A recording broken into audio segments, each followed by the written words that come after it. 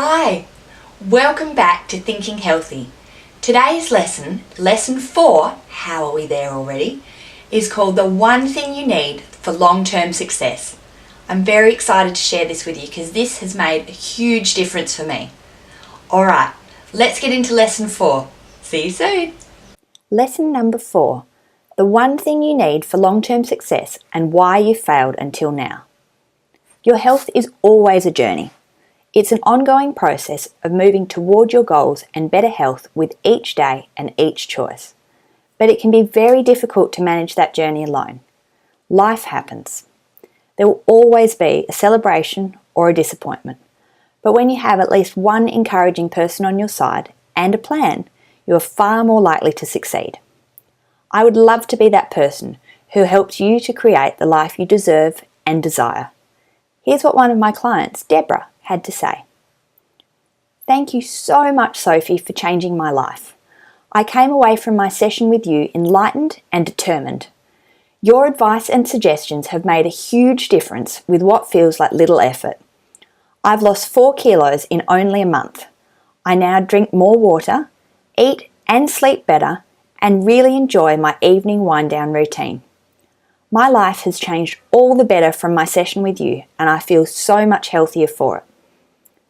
I help my clients to transform their health from a place of love, self-care, and nourishment. So if you're struggling with your energy, your health, your motivation, or your weight despite your best intentions, or you just feel like you need someone positive on your team, I can help. Support makes a massive difference. Okay, let's get into all the other reasons why you've failed at achieving your health goals until now. It's highly likely that you're making some or all of these 7 common health mindset mistakes. So let's get into how to stop and what to do instead. Can you relate? It's so disappointing and it's so frustrating to not achieve what you set out to. You had such good intentions, you started so well, and then something happened and you never quite made it back onto the health wagon. Or not as well as you'd like to.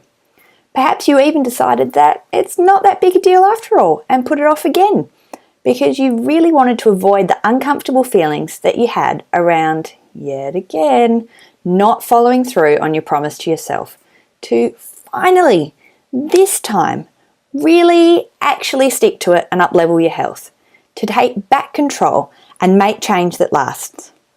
It's okay. It happens to us all at some point. But the difference between where you're at now and the people who have already achieved the results that you desire and have moved on to a whole other level of awesome health, strength and enjoyment is that they stuck at it. Many things would have happened in their lives during that time as well. Maybe not as many as yours, maybe more. But regardless of what went on, they made a committed decision and they stuck to it until they achieved the results that they desired and more. So, how did they do it? Well, they weren't making these health mindset mistakes or letting them ruin their plans, that's for sure. So, here they are, the 7 health mindset mistakes you need to stop making today and what to do instead. Mistake number 1, going it alone. Deciding that you alone can achieve it and you don't need help from anybody ever. You might feel this way for many reasons. Being let down in the past, not wanting to ask for help and support, feeling like your family or your partner won't understand and will mock you, or simply just wanting to do it alone to prove something to yourself. That's all fine, and they're probably very real and very valid reasons for you.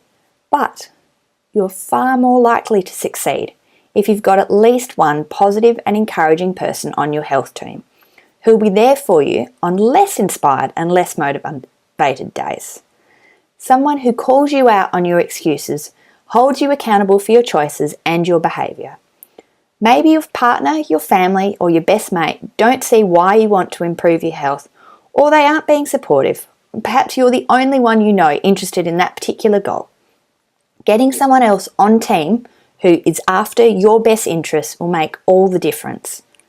I would love to be that person. So the antidote to mistake number 1 is get good support. Alright, health mindset mistake number 2. Not fully owning your responsibility to take care of your health. When you blame outside circumstances, you give up any and all control that you have over your life. There are many, many ways to do this. Hiring or paying someone who you then shift the responsibility to for your health. This might be a trainer, a chef, a coach, a fitness buddy, or home delivered meals. You might blame the weather. Your car might have broken down. You might be feeling tired or uninspired. You might have family or friends who aren't supportive, or a partner who's not supportive. Whoever and whatever it is, you make the decision, often subconsciously, that because you've got that other person involved, that takes the responsibility off you. That you're no longer wholly responsible, and therefore on some level you can slack off. If you want to, you can use these people as the excuse for why you're not getting it done or not seeing results. But what you need to do is call yourself out on this BS behaviour and see it for what it is. Total BS. It's only up to you, moment to moment. Every decision you make is either aligned with your health goals or it isn't. It either moves you closer or further away from the health that you desire. There is no grey area. Mistake number 3, not prioritising your health and letting other stuff get in the way. Life will happen, situations will change, things will fall apart and others will come together. Nothing is surer. As we've said, there will always be an occasion to celebrate or something to be upset about, particularly if you look for it. There will always be a temptation to go off track or to put something off. But when you have truly committed to making your health a priority, these things rarely get in the way of your quest to improve your health. You can choose to set yourself up for success as often as possible. You can make a plan for difficult and tempting situations. You can commit to being the change you wish to see in your health. There's so much you can control once you start to view it that way. Mistake number 4. Believing that there will be a cure down the track if you need it, so you don't have to do anything about your health now. Taking this "there will be a cure" mindset on, rather than one of proactive prevention, is exactly how many people end up in very serious health trouble. Your body communicates with you constantly. If you stop and listen to it, it will tell you what it needs to function optimally. It's far, far easier to hear what your body is saying when you take a break from the rushing and the busyness and just pause.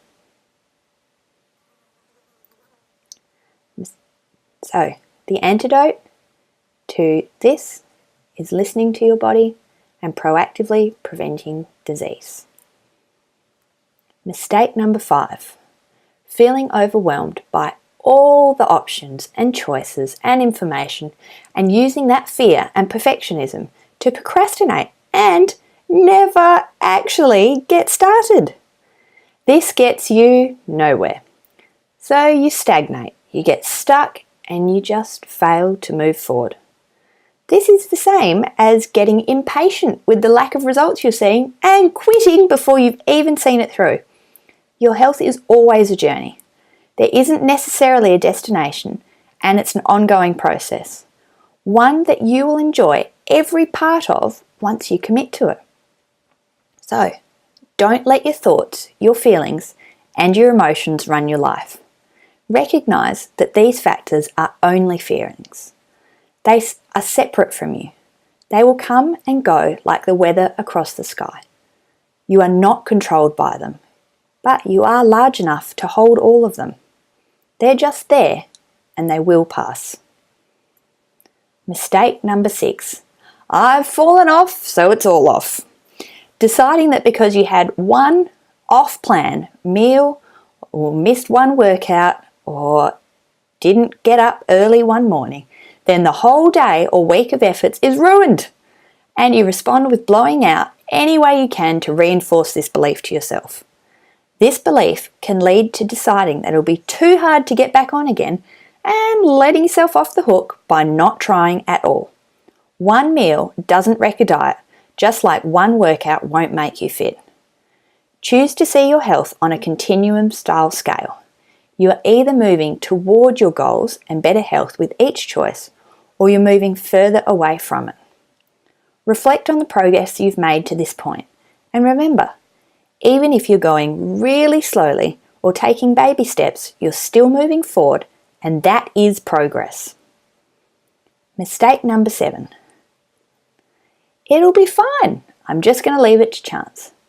Not setting yourself up for success and planning for challenges will eventually lead to your downfall. It will not be smooth sailing all of the time.